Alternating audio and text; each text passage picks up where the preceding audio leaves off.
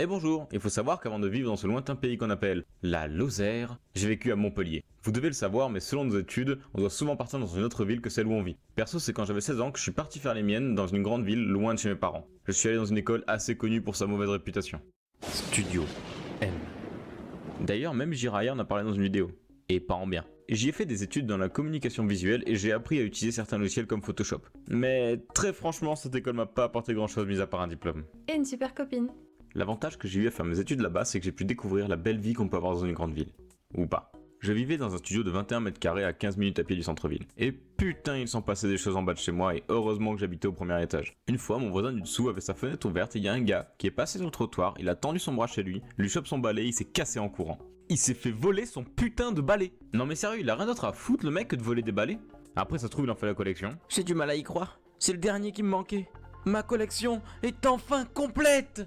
Et hop, transition. Le problème qu'avait mon bâtiment, c'est que la porte d'entrée est en verre et qu'elle n'était pas protégée. Un soir, vers 2h du matin, quand je farmais le bois tranquillement, j'entends un gros bruit en bas du bâtiment. Il y avait deux gars en scooter qui venaient de s'éclater contre la porte d'entrée, tout ça pour essayer de rentrer. Même après plusieurs années, j'ai toujours pas compris le but de cette action. D'ailleurs, quand je suis allé sur Maps pour aller voir le bâtiment dans lequel je vivais à l'époque, je me suis rendu compte que la photo datait du lendemain de cet incident. Et on peut voir qu'ils avaient essayé de réparer la porte un peu comme ils pouvaient. Dans le même délire, une fois, il faisait super chaud à côté de la fenêtre. Au début, je me dis que c'est tout à fait normal parce que dans le sud, il fait pas trop froid en été. Mais quand je commence à voir mon store fondre et sentir une odeur de brûlé, je commence à m'inquiéter. Du coup, je vais dans le couloir, je descends les escaliers et j'arrive devant la porte d'entrée. Je vois qu'il y avait une voiture en train de brûler devant la porte. Le bâtiment était devenu noir, la porte, elle était complètement fondue et éclatée. Là, c'était un plaisir.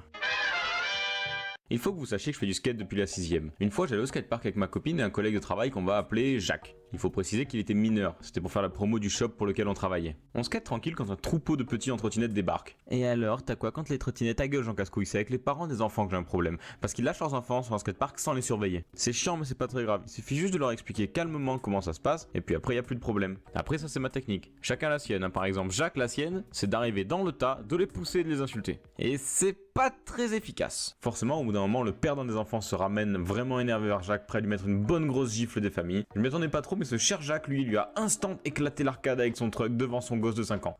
Eh dis donc Maël, qu'est-ce que c'est un truck? Eh ben c'est très simple, un truck c'est la partie métallique qui sert à tenir les roues d'un skate. Ah super Maël, merci. Jusque là moi j'étais plutôt en retrait et au contraire j'essayais de calmer le jeu et surtout de rassurer l'enfant qui venait de voir son père se faire éclater. Et toi là, t'approches pas de mon fils. Le mec est face à moi avec la planche de Jacques à la main, il essaie de me taper avec, elle passe à 1 cm de ma joue et m'écorche à peine. Et là par contre je m'énerve.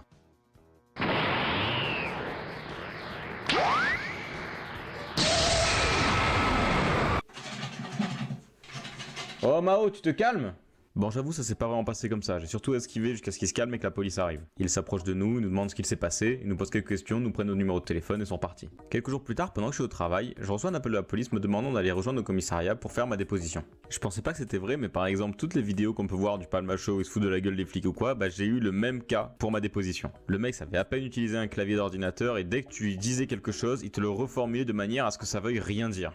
Ça y est, j'ai enfin terminé cette animation. Elle m'a pris pas mal de temps parce que j'ai fait des plans un peu compliqués. Pour l'histoire du skatepark, j'ai pas énormément détaillé la scène, ça m'aurait pris beaucoup trop de temps. Mais il faut savoir que le père tenait Jacques très près de lui, prêt à le taper, et que mon collègue l'avait prévenu plusieurs fois de le lâcher sinon il allait le taper. Enfin bref, le coup de pub pour le shop était pas franchement un succès. En tout cas, je suis content de vivre aujourd'hui dans un village perdu en Lozère. J'espère que ça vous aura plu, j'ai encore beaucoup d'histoires du style à vous raconter, donc n'hésitez pas à me dire si vous voulez en voir d'autres. Si jamais vous avez aimé la vidéo, vous pouvez vous abonner pour en voir d'autres et être tenu au courant pour les prochaines qui sortiront. Ah oui, au fait, merci beaucoup à tous ceux qui ont pris le temps de faire des fanarts, c'est vraiment génial. Je vous dis à la prochaine, bisous.